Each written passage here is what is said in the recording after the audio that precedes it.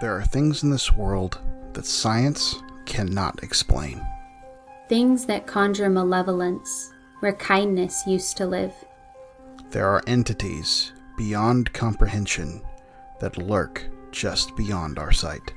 They twist in the shadows, festering in the darkest parts of a mind. There are relics left behind from time to time, mysterious reminders of eldritch nightmares past. Heirlooms that bring pestilence, mysterious gifts that contort innocence, evidence that something is coming. These items are collected and stored in a secret location. We study them, cataloging their mysteries, bearing witness to their butchery. Access to this location is strictly prohibited, save for a select few brave or foolish individuals. Terror lines the halls in the Scarab Archives.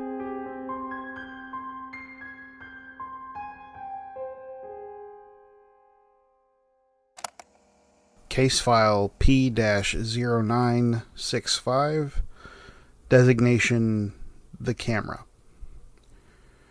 Quick note before I begin here. The higher-ups, Dr. Stewart in particular, have expressed their doubts in my ability to perform this unofficial cataloging of the archives all on my own. It's not like I have much else to do down here, but they insist that the workload is simply too heavy for just one man. That being said, I'm not getting the research assistance I requested. No, I'm getting an intern. So, on top of everything I'm already doing, I have to babysit now as well. I can hear Stuart laughing from here.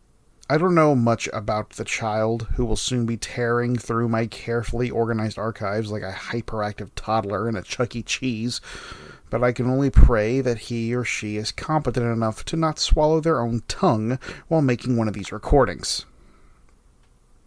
Now, the camera.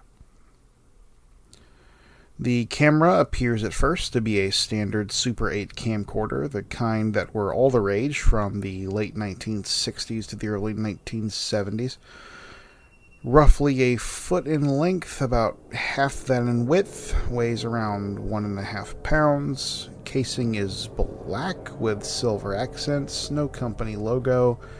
A large red emblazoned number 8 is located on the side not too far from the viewfinder. Right-hand side of the case has a foldable crank used to operate the camera. Left side is blank save for a small latch used to open the casing for the insertion and removal of film. Interior of the camera is normal for the model of this kind.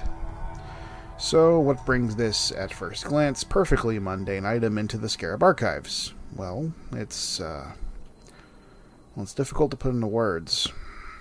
The camera will hold no film to start with. If film is inserted into the camera, it simply vanishes, almost instantaneously, according to previous research notes. If one looks into the viewfinder, everything appears normal. It's the turning of the crank that causes the camera's strange effect. Now, unfortunately, there's simply no way of knowing exactly what happens when someone looks through the viewfinder and turns the crank. That's because anytime someone performs those simple and mundane actions, they die. Exactly 4 minutes and 16 seconds later. Sometimes it's a freak accident. The user steps off the curb and is hit by a speeding bus, as is the case with Helga Seminowitz of Kilkenny, Wisconsin on June 19th, 1972. Or a heavy object falls from a great height, such as with the unlucky Addison Denker of Junebug, South Carolina on May 2nd, 1997. Sometimes they commit suicide with the nearest available implement. For Deputy Adam Robichaud of Shreveport, Louisiana, it was his service revolver on February 7th, 2003.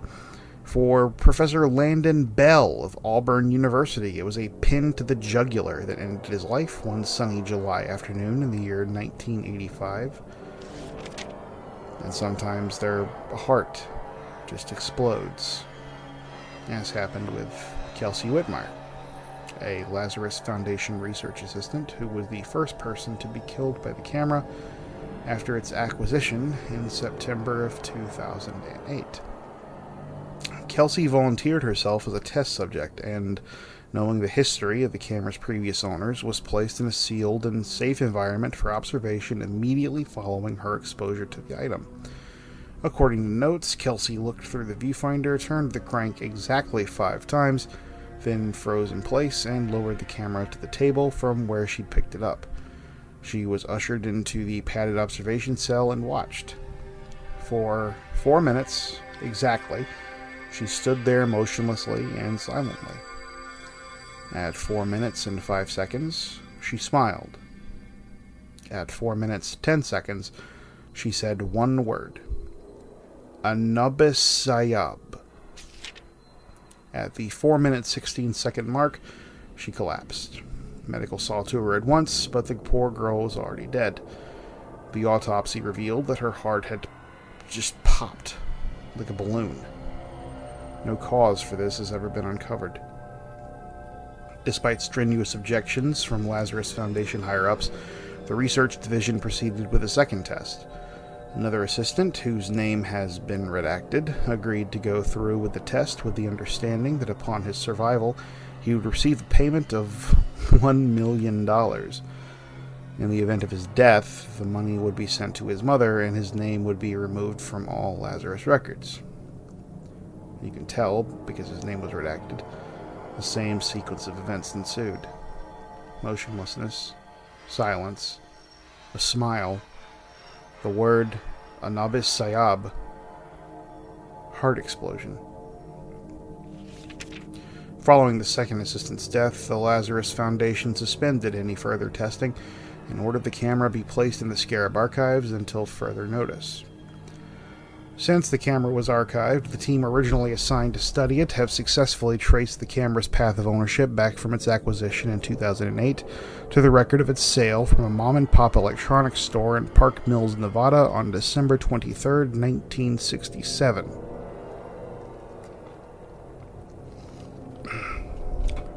There is no record of how the store acquired the camera for sale, but records show it was purchased as a last-minute Christmas gift by one Maribel Dawkins for her young nephew Harold.